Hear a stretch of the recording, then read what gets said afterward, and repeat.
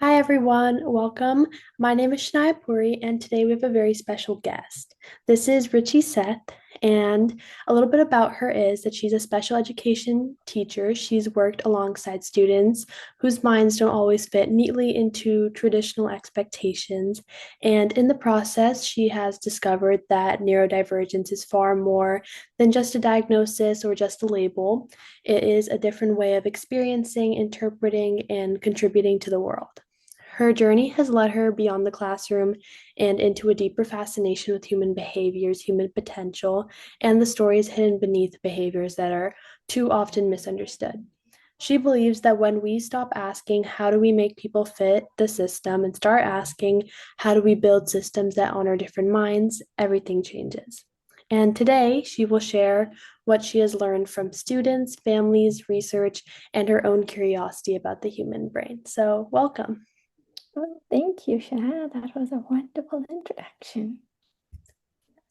And we can just get started then. So I All have a right, couple let's go. questions. Yes.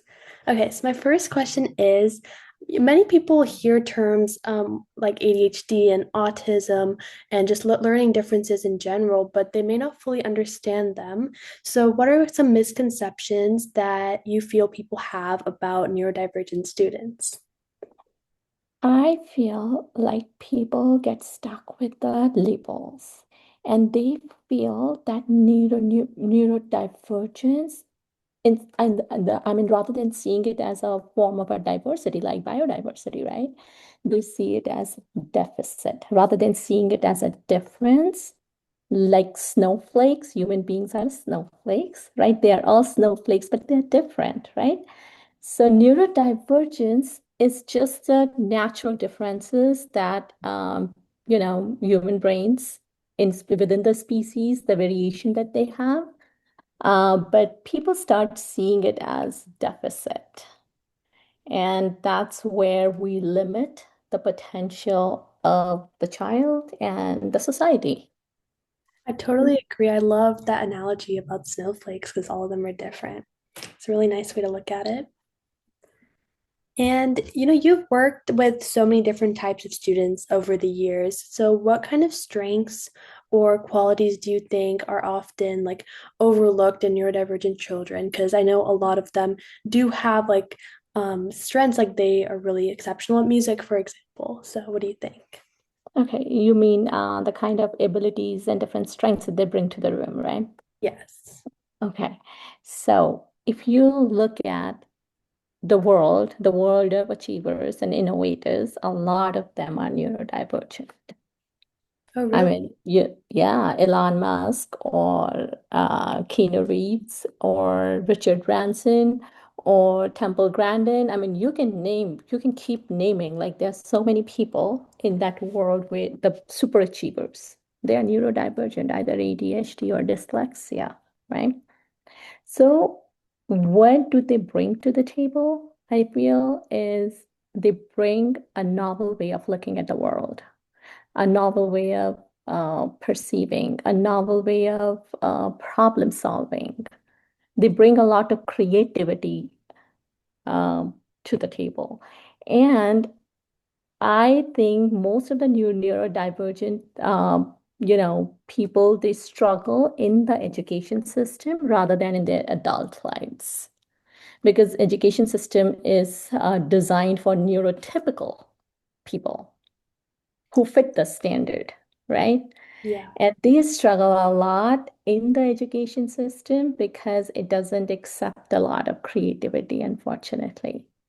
Yeah, I They mean, want, yeah, I definitely see that as well. Like in my English classes, like we like when we're writing essays, like they hand us like templates, like okay, like this is how you write a thesis statement. Then they would be like, okay, just fill in the blanks with like what's like pertinent to like the specific prompt. So yeah, right. So, I mean, they give you like the accommodation. Like what I'm hearing is like you're saying let's say there is a kid who struggles to write, right?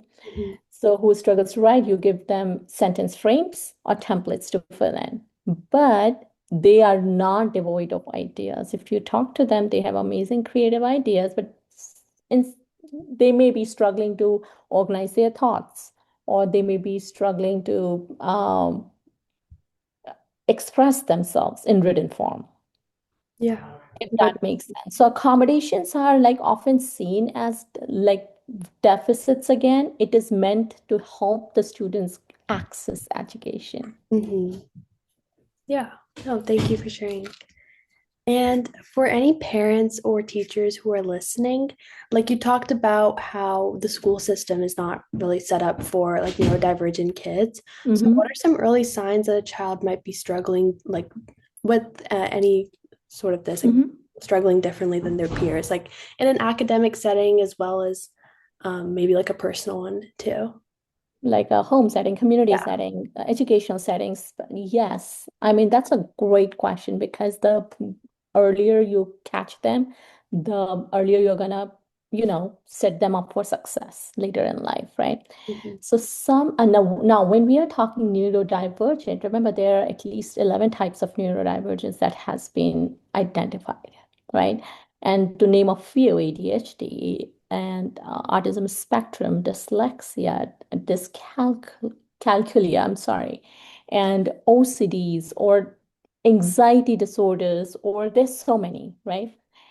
So when you are looking at neurodivergence, you are looking at a whole gamut of behaviors or um, cognitive profiles, right? Yeah. So if you're looking at some of the early signs, let's say if you are seeing a kid that struggles with the change in routine, like not the normal. I mean, neurotypical people can also struggle. If something changes, they are going to struggle. But if their struggles are a little bit more extreme, let's say, or they struggle to read the social cues, they struggle in the social environment, they struggle to make meaningful connections, or they have a lot of challenges with sensory Hmm. environment or with smells or with sounds, then you're looking at autism spectrum or speech delays, Hmm. right? That could be spectrum. Or if a child is, let's say, struggling with decoding words or reading challenges or spelling or comprehension, then you're looking at probably dyslexia. Yeah. But again, they have all hidden strengths. Now, dyslexic people are, again, some of the most creative people. Just because they have struggle reading, they do not struggle understanding or comprehending. So they can be great storytellers, but they may not be the best readers, Oh, yeah. That's really if interesting. that makes sense, Yeah. right? So, yeah, so when you are looking at like early signs, definitely look for like if their speech is, developing at the right time, or if they are being able to make meaningful connections or play with their, peers. So ADHD, again, if you are looking at, let's say, early signs of ADHD. So ADHD is, again, of course, not being able to sit still at all. One of the common, everyone knows, like Yeah. hyperactivity, right? But that kid also may be struggling with a lot of organization. That could be struggling with, let's say,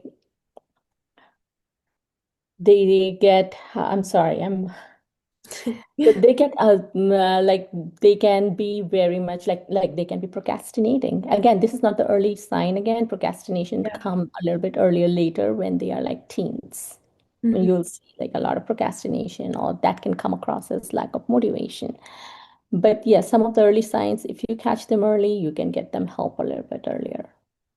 Yeah. And do you think that if a child has been like seen like exhibiting like some sorts of like this behavior when they're really young, like say like elementary school, do you think that their symptoms or like maybe you've like seen this, do you think that they're like what they deal with, what they have like difficulties dealing with are like the same as they grow into teenagers, or does their like neurodivergent kind of like adapt? Yes, so it will look different in different ages, in different phases of their lives.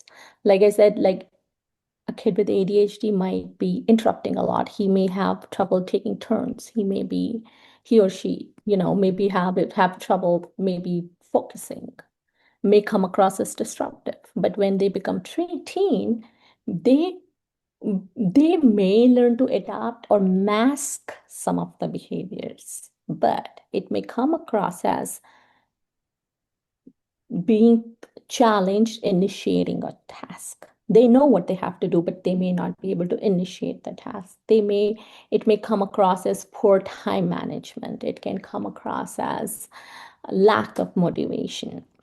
Mm. So they are some of the kids, the teachers and parents label as, hey, you are so capable, yet you are underperforming, Yeah. right? Mhm. So there's a lack of follow through. So their brains are really struggling with managing their tasks, prioritizing them, organizing them, Yeah. because there's so much of overwhelm there. It's like there's a great analogy I heard about an ADHD brain where they say like it's like a snow globe.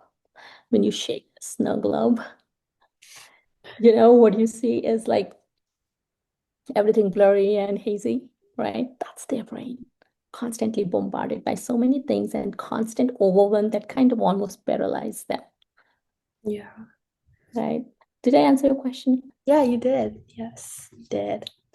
And you also mentioned that you know like quite a lot about like executive function. Hmm.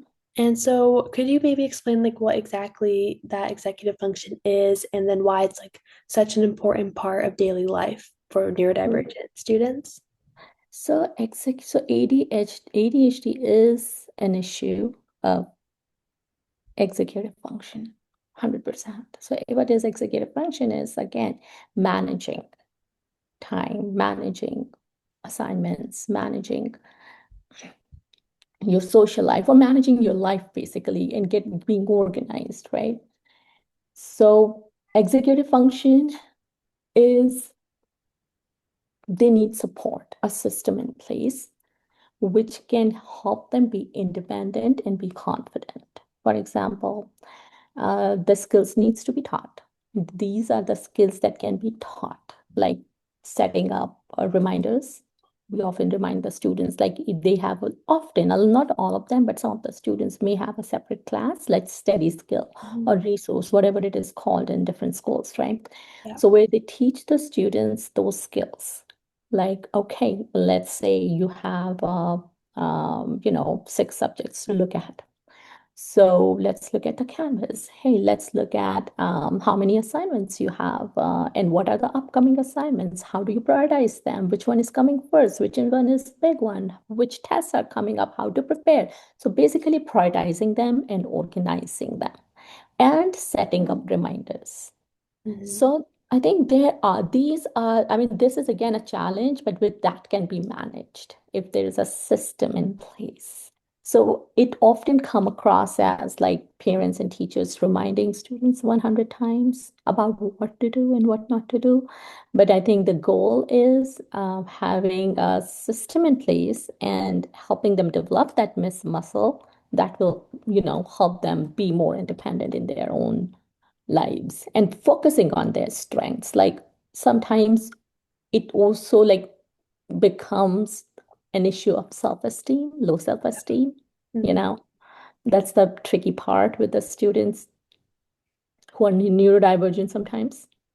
Yeah. It is like, oh, I am stupid or I can't do it. Everyone else seems to get it. I'm behind. I will not get there. But if we focus on their strength and have a system in place, I think they can be set up for success. I have seen many of those Yeah. You examples as mentioned well like where they can be successful. yeah, and like the self-esteem thing, because a lot of people feel, like think that like oh like the procrastination and just not getting stuff done is like them being lazy or like maybe like a lack of effort, but sometimes maybe it's just like they can't control. Exactly. Yeah. 100%. But it can be taught. Like I Mhm. said, there's so many systems in place, right? Calendars or reminders, use your phone or technology for that use. Yeah, and like with like the technology like for like these strategies, so, like what kind of practical strategies have you seen like maybe specifically that help students manage like challenges with like organization or like time management and stuff like that? Old school calendars on your phone, alarms on your phones, and Chunking, I think chunking works a lot because their brains are very overwhelmed. So I have seen chunking assignments or assessments work with them. So instead of giving them, let's say, 20 problems to solve, hey, give them 5 or 6 problems at a time. So this is a kind of an accommodation that you are giving them without lowering the bar, Oh, right? yeah. So accommodations like you might, I don't know if you're aware that in school, the students are given accommodation through IEP or 504s, right? So those accommodations are again not for lowering the bar, but just giving them enough support or scaffolding so that they can access the curriculum. Yeah. So the practical strategies, I think chunking, especially with the ADHD and autism spectrum, it works really well about what's coming up, like giving them the clear expectation of what to do and what to expect and what the outcome should be, and chunking them into small parts Mhm. and giving them the time slots like, hey, if you work for, let's say, 20-25 minutes, you can take 5 minutes break, a Yeah. stretch break. They need a lot of movement. So give them movement break, give them snack break, or give them any break that they want, basically, even if they have to play a game to reset their brain. So some of those things. Yeah. That's really helpful. Mhm. And maybe we could talk more about like, like your experience like working with all these kids. So could you maybe share a memorable like story of like a student or if you can like who surprised you, who like taught you something important about like learning and maybe like their potential? So it has been really interesting. Like, this is I have completed like 4 years of like high school Mhm. teaching, and a lot of my students that I saw from like freshmen, they just graduated, and I'm like, oh my goodness, when the first 2 years were nightmares, like billions of missing assignments, and struggling, to stay afloat because of the executive function, a lot of them. Mhm. And I have seen maturity and taking ownership of like how they take ownership of their work, and they show resilience, and kind of it was really rewarding to see some of them getting to the, walking the aisle, being graduated, and from like 40 missing assignments to maybe 4 missing assignments. I think that was a journey. And I could see how an IP that is well executed can be helpful. Can I be help all the students? Probably not. I have seen some of, not so great ones as well, where they need probably more like extra help or outside help as well.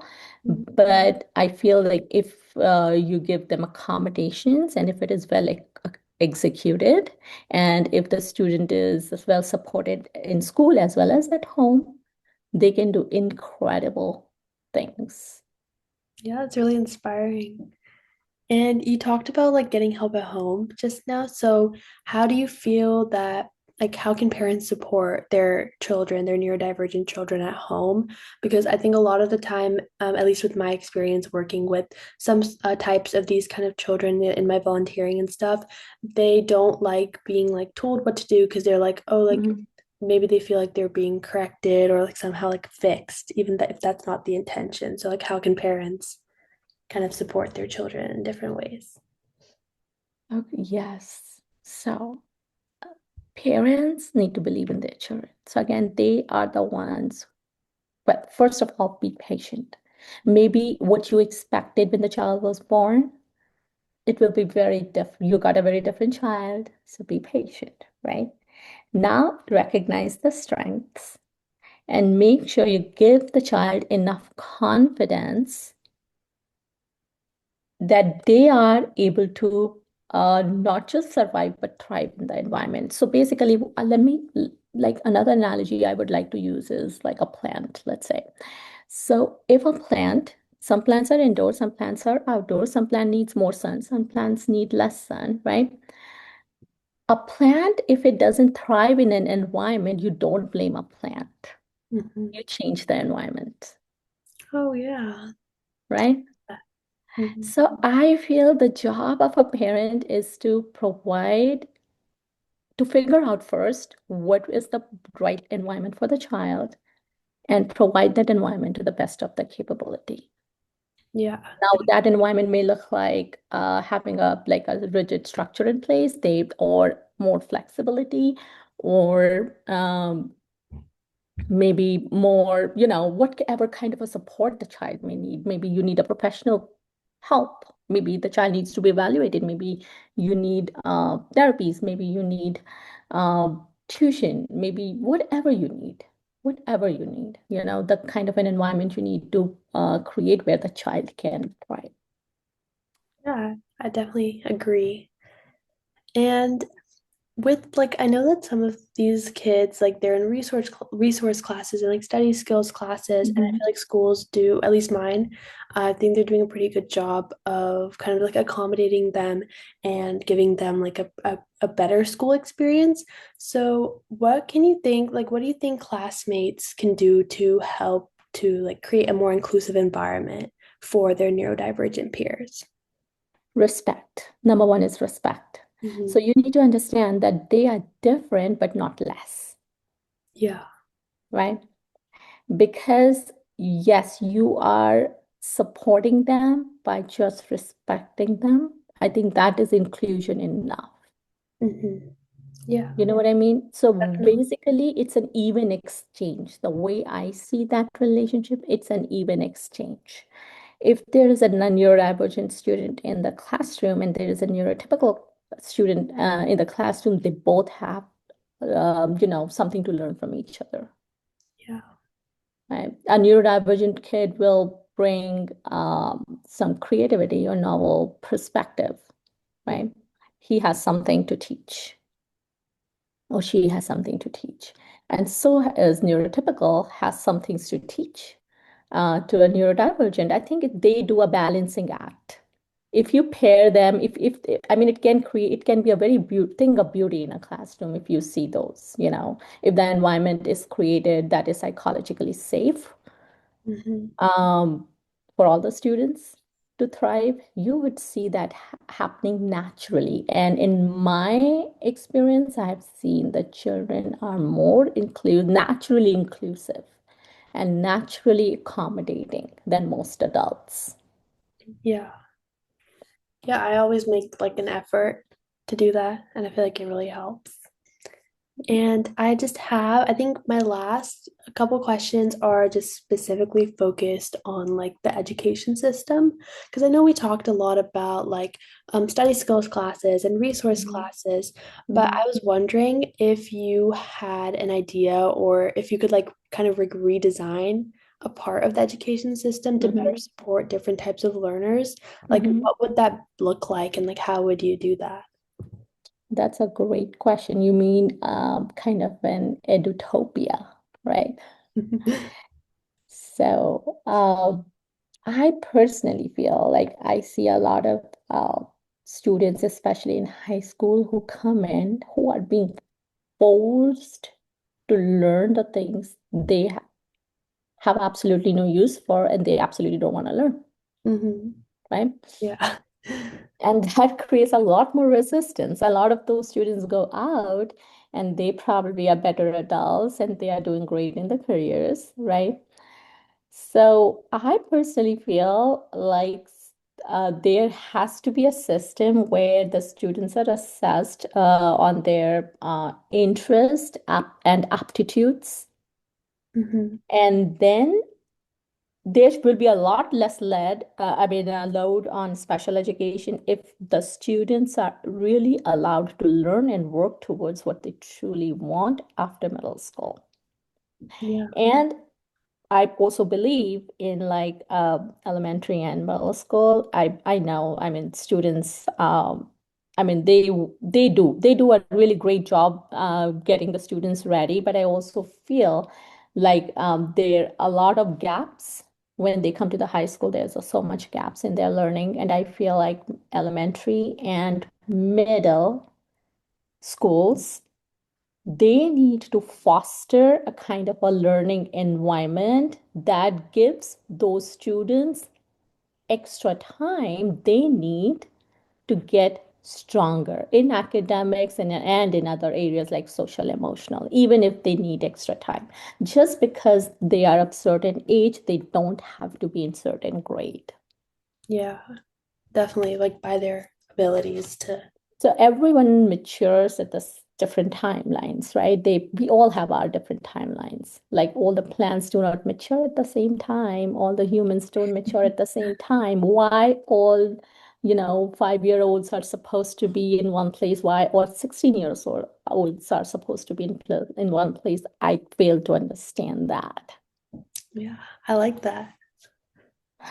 So I feel like the students should be allowed a little extra time to mature before they are allowed to move along to different grade levels. Yeah, yeah, I definitely like that idea. Because they struggle, and then this low self-esteem is like inevitable because they come immature a little bit because they need extra time to mature or learn something, right? And then they are like, oh, everyone is ahead and I'm behind and I'm stupid and I'm this, I'm that. I'm like, that is that's just downhill. And then on top of the learning challenges that you already have, now you're struggling and battling with your social emotional health and mental health and self-esteem issues and things like that. And then they lose interest as well. Yeah.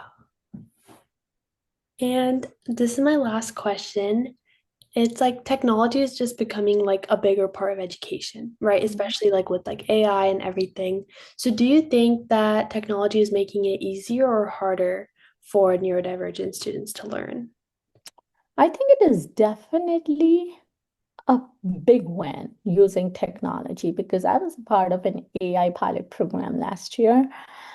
Um, I feel like AI can, if used in the right way, it can support neurodivergent students because it allows them to use the technology to their advantage by being creative, by because they learn differently, like they are visual learners or they have different let's say inclinations, storytelling, or they are good in math or whatever they will. I mean, AI gives them so many different ways of expressing themselves. So it also opens the avenue for assessment, different kinds of assessment. If I have to assess a child, I don't only just need, your written question, written questions answered in the written manner. There are so many different ways of assessing now Yeah. to really know what the child actually knows or understands. So I feel it can be really helpful.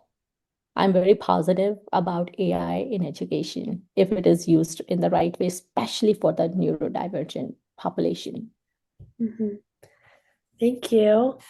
And that is all my questions. So I just wanted to thank you so much for like taking the time to like talk to me and like answering all these questions. It was really insightful.